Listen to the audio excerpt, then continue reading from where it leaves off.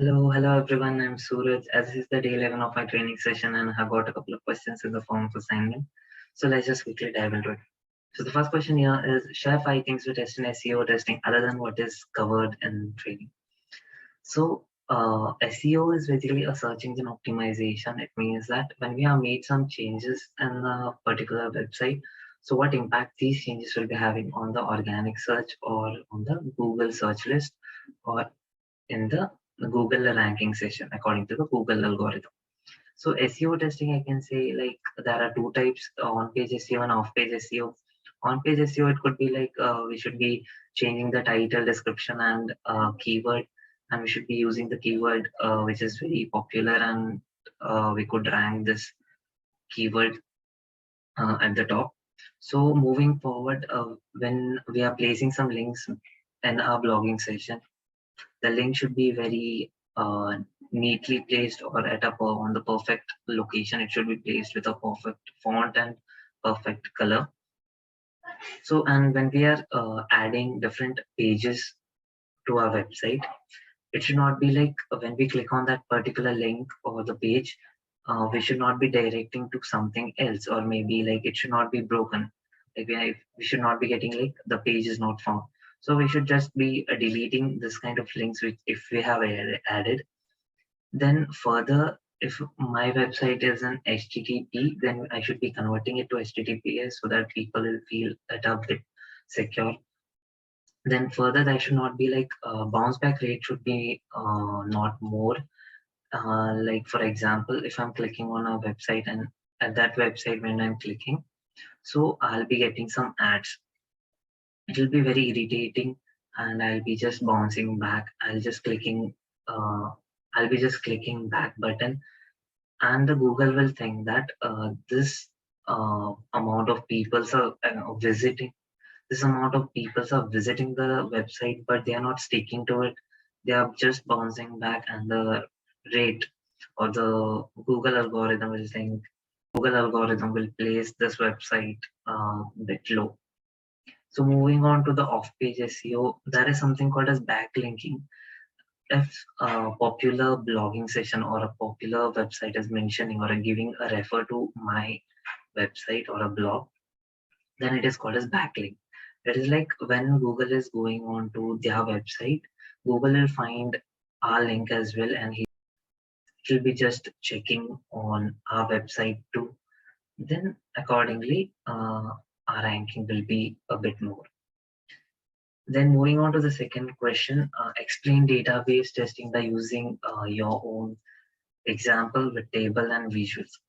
So here we'll try to understand what is database. Database is basically a storage wherein the data is being stored.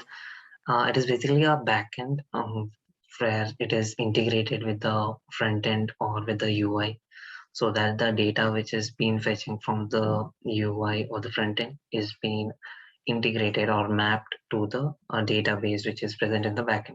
Here we can see the employee table, customer table, and department table. In the employee table, employee ID, name, salary, department number, customer ID. These are a primary key. Like here we can see some unique data is present. It is not like duplicated or it is not left blank. For blank space or for null, we will be calling as a blank space. It means at that point or at that cell, the data is not being present or it is not being entered. So moving on to the foreign key. In customer table, the customer ID is unique or primary key because it is not duplicated. But in the employee table, same customer ID has been repeated.